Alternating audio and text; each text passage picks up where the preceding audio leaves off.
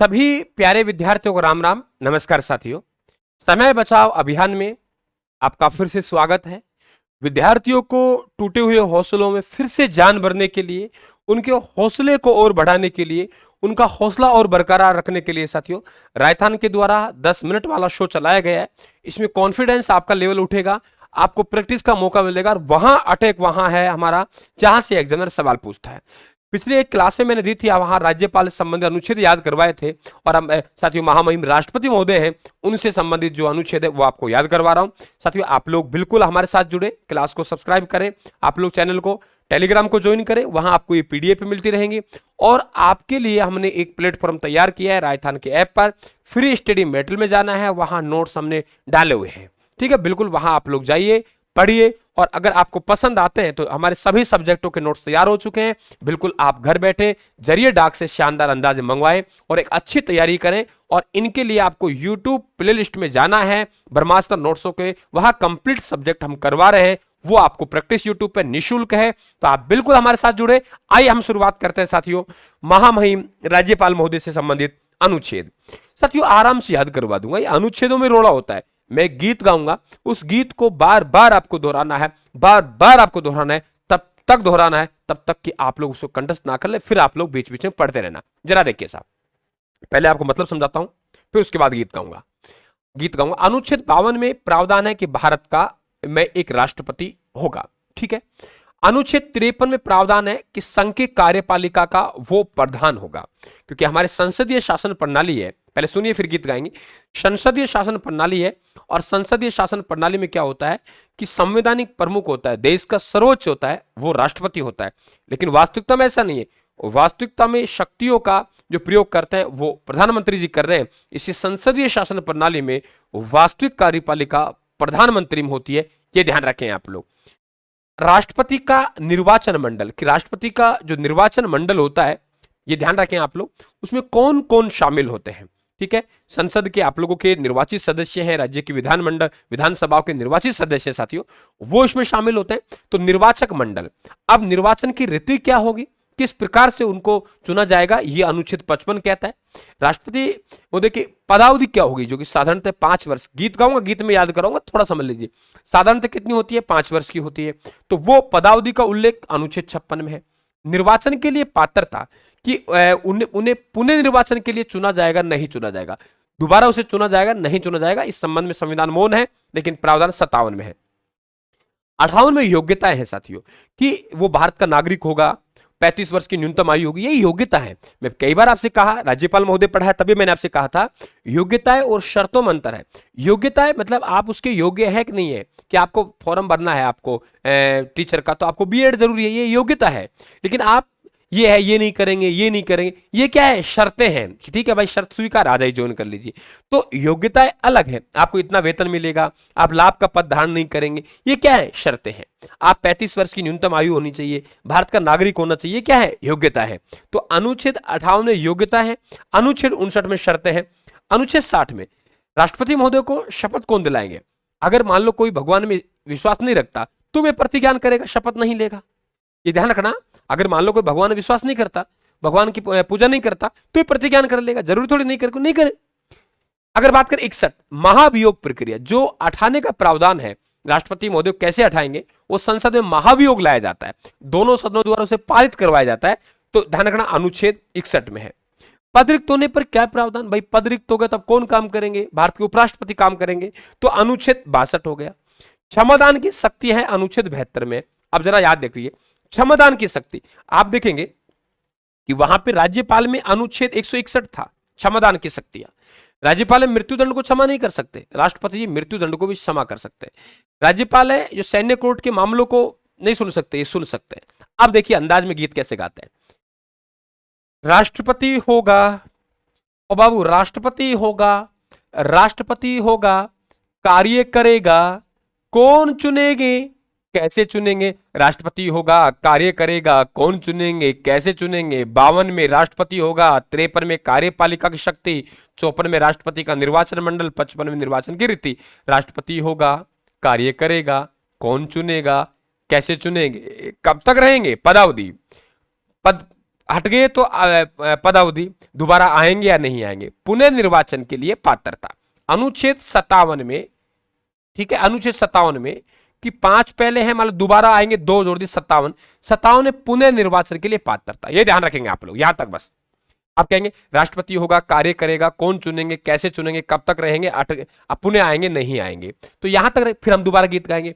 क्या योग्यताएं होंगी, क्या शर्तें होंगी, कौन शपथ दिलाएगा, कैसे हटाएंगे, हट गए तो अब क्या करेंगे। अनुच्छेद 63 में उपराष्ट्रपति आता है, उपराष्ट्रपति को बुलाएंगे। याद हो गया।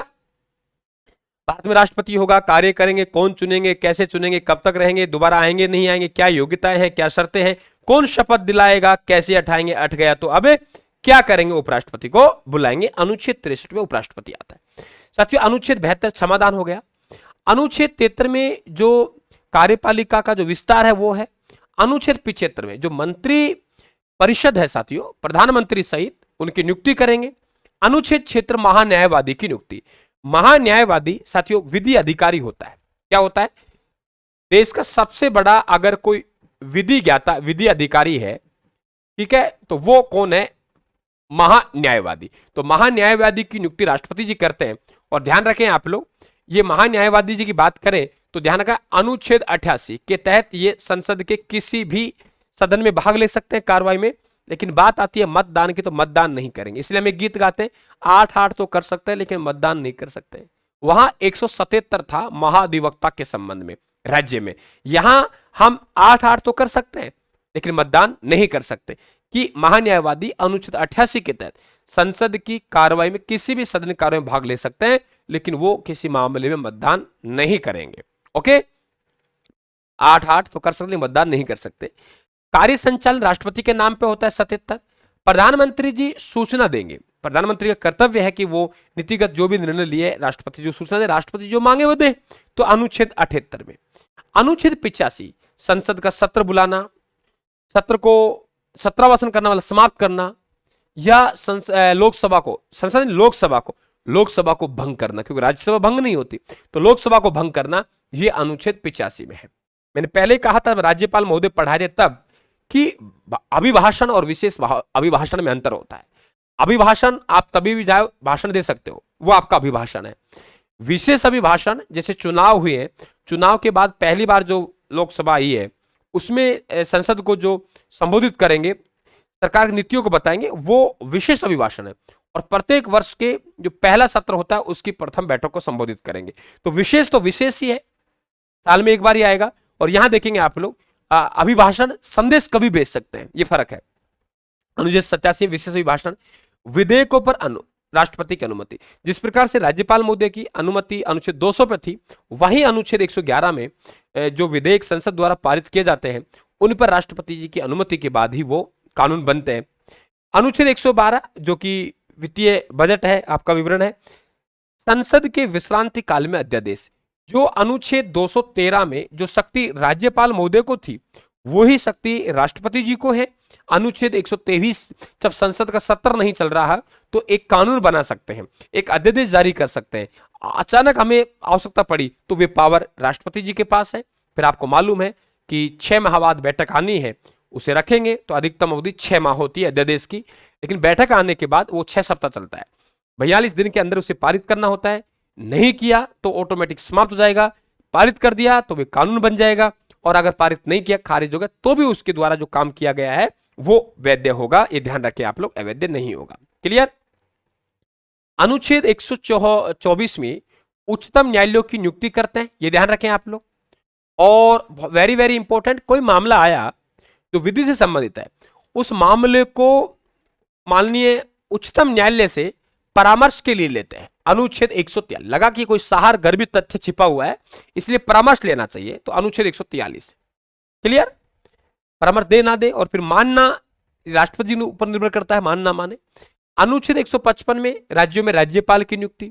अनुच्छेद 200 में जो विधेयक पर हस्ताक्षर हुए राज्यपाल के, लेकिन कुछ विधेयक ऐसे होते हैं साथियों, जैसे उच्च न्यायालय की शक्तियों में कमी हो रही है तो अनिवार्य रूप से राज्यपाल महोदय उस विधेयक को जो विधान मंडल द्वारा पारित किया गया है उसे राष्ट्रपति जी की अनुमति के लिए उसे रिजर्व करेंगे, समझ गए। और राष्ट्रपति जी क्या निर्णय लेंगे वो अनुच्छेद 201 में है, ये ध्यान रखें आप लोग, अलग से बात करेंगे। अनुच्छेद 214 में, अनुच्छेद 124 में उच्चतम न्यायालय के न्यायाधीशों की नियुक्ति, अनुच्छेद 214 में उच्च न्यायालय के न्यायाधीशों की नियुक्ति, अनुच्छेद 214 में उच्च न्यायालय में न्यायाधीशों की नियुक्ति और अनुच्छेद 124 में उच्चतम न्यायालय में न्यायाधीशों की नियुक्ति, दोनों ध्यान रखेंगे आप लोग। ठीक है, क्लियर हुआ यहां तक? तो ये बात आपके समझ में आ गई बहुत अच्छी तरीके से। आप बने रहे हमारे साथ और आगे हम लोग, चलो ये तो हो ही गया, तो मस्त रहिए आप लोग। अनुच्छेद 352, 356, 360 में राष्ट्रपति शासन, तो राजस्थान के साथ जुड़ेंगे आप लोग। ये जो आपको पीडीएफ है ये आपको टेलीग्राम पे मिलेंगे राजस्थान वाले पे, और मैं कह रहा हूँ नोट्स मंगवाइए आप लोग, आपके टेबल पे नोट्स रखे आप लोग। हमारे नोट्स क्यों खास है, आप जरा जाइए और YouTube पे मेरी ब्रह्मास्त्र नोट्सों को कंप्लीट करवाया हुआ है, चल रही है रूटीन में क्लासें, आप बिल्कुल मंगवाइए। और मैटर आप देख सकते हो राजस्थान के ऐप में, फ्री स्टडी मटेरियल में, कोई चार्ज नहीं, आराम से परखिए एक लाइन को, फिर आप मंगवाइए। साहब दावा बहुत करते हैं लेकिन बात है धरातल पे आने का। ठीक है, राम राम साहब, धन्यवाद।